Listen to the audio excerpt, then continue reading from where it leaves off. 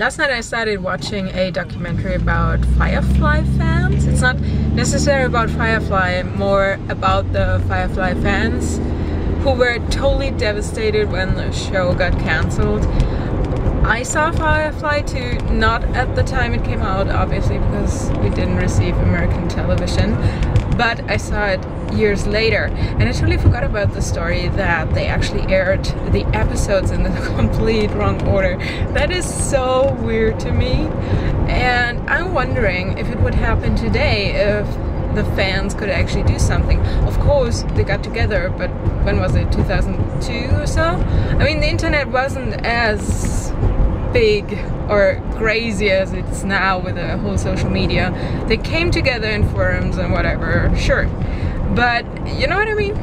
Facebook is bigger than ever, Twitter, and so on and so on. So maybe Firefly would have a chance today. Then again, would it be the same? Would it be having the same amount of hype?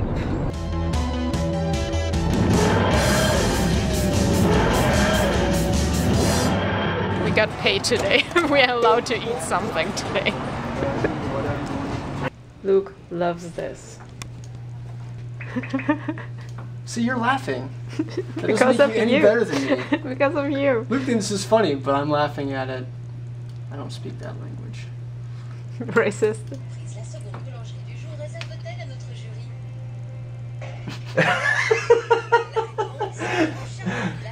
I love how they just keep going. I like that you can play 5.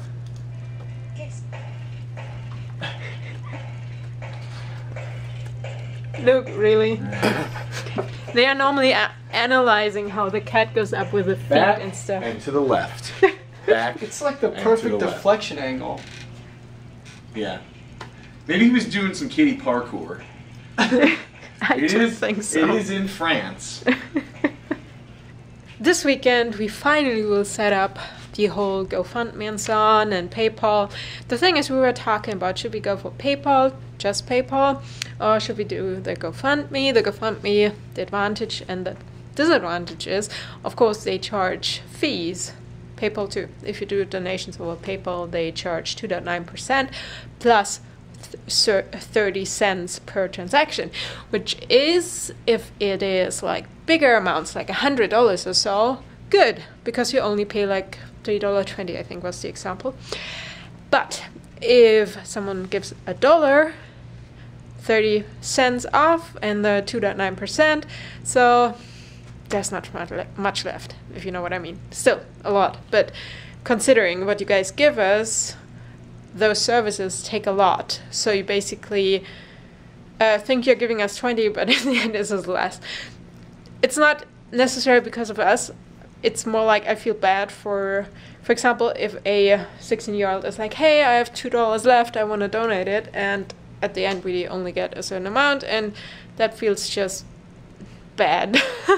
I can't explain it. It's just, I would feel bad if the money is not actually going to the source. If it's us or someone else, doesn't matter. I think GoFundMe is a good solution, considering, and we will set up the whole thing on the weekend. There's also the option, of course, that if you guys want to give us something else but don't know what, we're setting up an Amazon wish list, which is ridiculous. I feel bad for posting it, because normal people would go for silverware or something else for their household. We are different because we have other interests. We eat from what we have. We don't really care about that. But then again, for us in the business and making vlogs and so on, they're just cool things we would like to have. But I feel bad putting them on there. I can't explain it again. It's just like, I feel like I can't ask for this. So you will be like, why did they put those lenses on there? Who is buying that? Nobody, I hope. No, seriously, it's just a lot of money. But still, it's something. See it like a vision board where you put everything you want to have or what you want to do or the themes on there. Doesn't necessarily need to be that, but it shows the direction you want to go to, and it's just an outlook to the future. Because I have a parcel that needs to go to Germany There is the dress for my mom in there. I finally finished it. It was actually at home for a while now. I just have to bring it to the post office. And like in Germany, they close early. Actually, the American ones here close earlier. I found one that is open up to 6, and there's another one up to 7:30. Can I make one of them? Ooh, it's gonna be tight. Okay. Hey guys, this is the part of the video where I say happy birthday, sister. But I kind of slept a little bit longer today because I went to bed ridiculously late, meaning that I missed pretty much everything birthday related, which is kind of funny, by the way, because my sister doesn't like anything with champagne bubble type deals. What did she get? The only 3 things? Something with bubbles, something with bubbles, something with bubbles. Yeah, that totally makes sense. Anyways, you should wish her happy birthday. Is there, by the way, an age where you can no longer celebrate your birthday as if you were a kid? I really wonder that because, honestly, I mean, I grew up in a family where we always tried to celebrate in some way at least.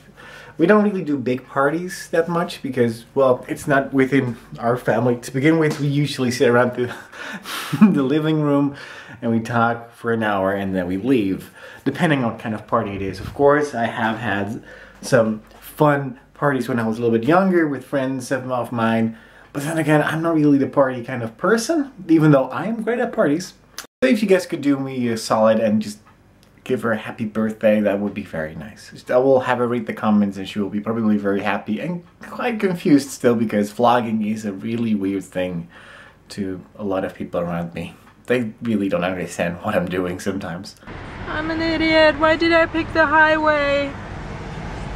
Damn! I made it in time. Actually, there are like 45 minutes left because this is the only post office in the area that's open up to 7 o'clock. And when I was walking in, the guys at the counter, they basically were talking like, yeah, it used to be like 5:30 and now it's like 7 o'clock. And in my head I was like, I'm so happy because I have to work up to the time when you're closing. So luckily this one was open still. The other ones are like 4 o'clock, 4:30, 5:30 max. Plus, I thought I'm clever. I just get one of the flat rate boxes because normally they're cheaper and you can just fill it up and it doesn't matter how heavy they are.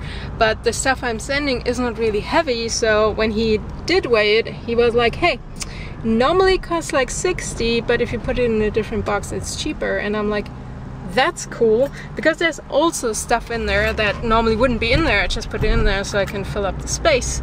So I took out a couple of things and yes, it was way cheaper. Oh wow, that is so close. But here is kind of an interesting topic, or question actually rather. Is there an age where you can no longer celebrate your birthday as if you were, let's say, 18 or 16? Because if so, I kind of don't want to be that age ever.